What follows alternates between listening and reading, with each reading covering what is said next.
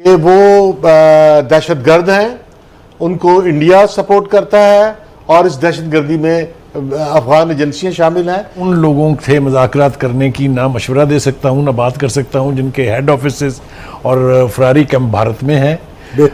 अगर आप नाम लेना चाहते हैं तो मैं आपको नाम ले देता हूँ। 50 से ज़्यादा जो बलोच लीडर जो दुनिया भर में पाकिस्तान के खिलाफ प्रोपोगंडा करते हैं, उनके पास इंडियन पासपोर्ट है, में बैठे हैं, इंडियन पासपोर्ट है उनके पास। इंडिया से वो ट्रेनिंग लेते हैं, इंडिया से वो पैसे लेते हैं। पूरे का पूरा कलभूषण का नेटवर्क जो है उसके अंदर BSO के और BLA के।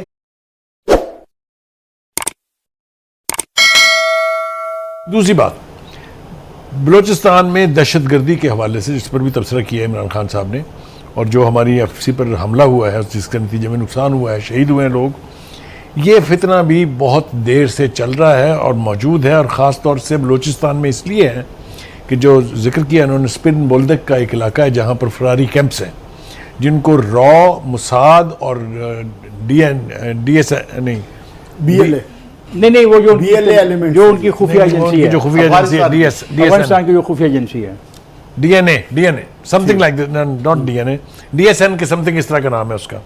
वो मिल के चलाते हैं, फंडिंग भी करते हैं, असला भी देते हैं, ट्रेनिंग भी देते हैं।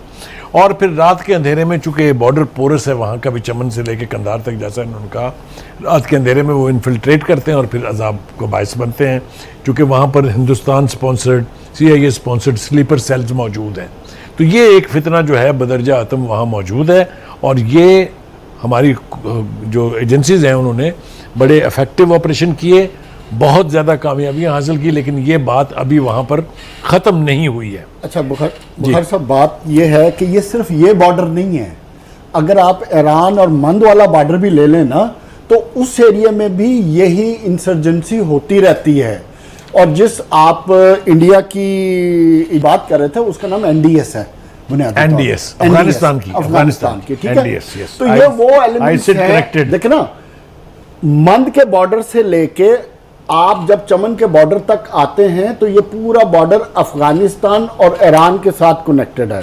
और इसमें सबसे इंपॉर्टेंट जो बात है वो ये है कि जो BLA के एलिमेंट हैं, जो अपने आप को बलूचिस्तान लिबरेशन आर्मी की बात करते हैं, गिने चुने लोग हैं, इनको सपोर्ट करता है इसी बॉर्डर बेल्ट में इंडियंस के जो स्लीपर सेल्स बने हुए हैं। इंडिया ने जब पिछले दौर में उधर कॉन्सुलेट्स में बैठ के बाकायदा इस चीज़ को मॉनिटर करके इस्टेब्लिश किया था। उनका ऑब्जेक्टिव क्या है? ऑब्जेक्टिव सिर्फ एक है कि बलूचिस्तान में अमन ना हो। क्यों? और स्पेशली अब पिछले जो 8-10 साल से CPEC के मामला तेजी से आगे बढ़ना शुरू हुए हैं बलूचिस्तान, उसी का हिस्सा था। हाँ, तो और जो बलूचिस्तान की डेवलपमेंट, क्योंकि बलूचिस्तान का जो सबसे बड़ा इशू है उसकी कनेक्टिविटी का है। उधर शाहराहें नहीं है, उधर रोड्स नहीं है, कनेक्टिविटी नहीं है। तो होता क्या है, डिस्टेंसेस बढ़े हैं। उसकी डेवलपमेंट पे मुशर्रफ दौर में बहुत ज्यादा बात है। खैर, मैं इमरान खान की इस बात से एग्री नहीं करता, इसलिए कि माजी में भी काम होता रहा है और जिस तरीके से माजी में काम होता रहा अब भी उसी तरीके से काम हो रहा है, क्योंकि वही सरदार हैं, उन्हीं की डोमिनेंस है, उन्हीं का कंट्रोल है। तो ये इल्जाम बेबुनियाद है। असूली तौर पे उनको हालात, बात सिर्फ ये कि उनको हालात को मद्देनजर रखते हुए ग्रास रूट लेवल तक जाना चाहिए। जब तक आप ग्रास रूट लेवल पे डेवलपमेंट नहीं करेंगे उस वक्त तक उधर अमन नहीं हो सकता, रोजगार नहीं मिल सकता। और ये जो BLA एलिमेंट्स है खत्म नहीं हो सकता। एक सवाल जो मैंने किया उसका जवाब नहीं, इमरान में जो इतना कॉन्फिडेंस आ गया, जो इसमें यकीन आ गया, पिछले 3 साल में इतना यकीन से बात नहीं कर रहा, पिछले कुछ 6 महीने से, मतलब खासतौर पर 4 महीने तक ले आए, बहुत ज्यादा कॉन्फिडेंस। अच्छा, कॉन्फिडेंस के बगैर तो पॉलिटिक्स नहीं होती। लेकिन जो सलीम बुखारी साहब ने बात की और जो जावेद इकबाल साहब ने बात की, ये तस्वीर का एक रुख है कि वो दहशतगर्द हैं, उनको इंडिया सपोर्ट करता है और इस दहशतगर्दी में अफगान एजेंसियां शामिल हैं। ये भी सच है। इनकी अलहदगी पसंदी काबिल मजम्मत है, लेकिन ये इसको तहरीक नहीं कह सकते ना, अगर ये ताकत से भी कुचलना चाहिए, लेकिन इसको सियासी तौर पर भी देखना चाहिए। उनका मुतालबा जो है वो बलूचिस्तान की पसमानदगी जो है उसका इमरान खान भी खत्म करना और बलूचिस्तान के जो वसाइल हैं और ये एजेंडे पे काम कर रहे हैं। बात तो मुतालबा नहीं है, मुतालबा उनका उनके वसाइल बलूचिस्तान के और बलूचिस्तान की जो 18वीं तरमीम के बाद जोग्राफिया है, उनके वसाइल yes, उनके पास हाँ यही बात है मसलन- कि इमरान खान को चाहिए कि इस इशू को पॉलिटिकली हैंडल करे कि 18वीं तरमीम के अंदर बलूचिस्तान के वसाइल पर, सिंध के वसाइल पर, पंजाब के वसाइल पर पहली अख्तियार जो है उनको दे दिया गया है। ये बच्चों को समझाने की जरूरत है। और दूसरी बात यह है कि गवादर के अंदर उनका मुतालबा यह है कि गवादर में अगर बाहर से लोग आ गए मुलाजमत करने और कारीगर और दूसरे लोग जो पोर्ट चलाते हैं तो बलोच वहां पर माइनॉरिटी अकलियत में बदल मुझे कुछ कहने की तो इन्हीं पूरी बात कर लेंगे।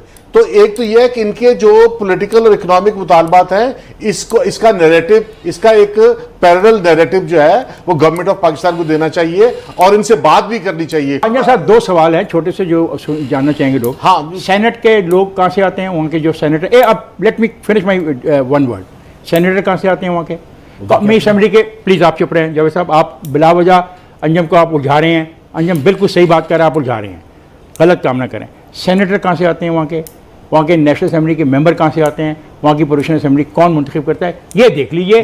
और इसके बाद जो मर्जी बात वहां पर जो सरदारी निज़ाम है उस सरदारी निज़ाम को कायम रखने में विफाक का भी हिस्सा है और हम सारे भी शामिल हैं। बस तो कैसे? सरदारी कानून के तहत सरदारी निज़ाम को खत्म होना चाहिए, लेकिन सरदारी निज़ाम आपकी ख्वाहिशों के अलावा भी वहां मौजूद है। सरदारी किसने खत्म करना है? अच्छा, हाँ, या उधर की असेंबली ने खत्म करना है या नेशनल असेंबली में खत्म करना है? बात ही नहीं करने दे रहे आज तक यार। मुझे बताएं भाई, किस बलोच लीडर ने या बलोचिस्तान की असेंबली में कोई ऐसी रेजोल्यूशन आई है? अब ये पॉइंट इज वेल टेकन।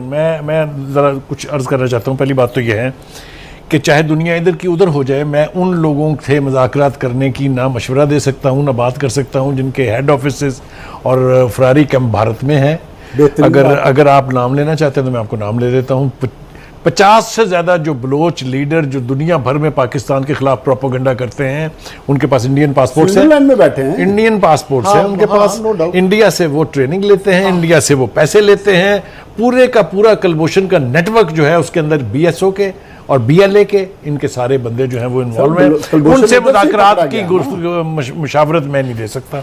हाँ, जो मेन स्ट्रीम पोलिटिकल पार्टीज़ हैं, जो मेन स्ट्रीम ट्राइबल एल्डर्स हैं वहाँ के, उनके साथ एंगेज करना चाहिए। और जो बात ये कह रहे हैं वो बिल्कुल ठीक कह रहे हैं कि बलूचिस्तान के जो वसाइल हैं उनके ऊपर सबसे पहला हक जो है वो बलूचों का है, जिस तरह बाकी सूबों में है। बिल्कुल सही बात। ये उन्हें मिल रहा है कि नहीं मिल रहा है, हाईली क्वेश्चनेबल थिंग जो जिस पर वो एजिटेट हो रहे हैं। समझाया भी जाए, अगर मिल भी रहा है तो अभी नहीं बताया जाए कि हम दे रहे हैं। हम और प्रोग्रेसिव लोग हैं, अब्दुल कुद्दूस बिजली साहब, इन सब लोगों ने पैसा गलत जगह पे खर्चा है और इमरान साहब इस नतीजे पे पहुंच गए। अब देखें इनके खिलाफ नैब के केसेस बनवाते हैं या ये केसेस FIA में देते हैं कि बहरहाल, क्योंकि वो कहते हैं कि इक्वल सारों के साथ मैं शुरू करूंगा, गलती अगर हुई है, पैसा गया तो फिर कहाँ गया। अगली बात जो उन्होंने कही है, उनका गरीबों का बड़ा बुरा हाल इन्होंने कर दिया है।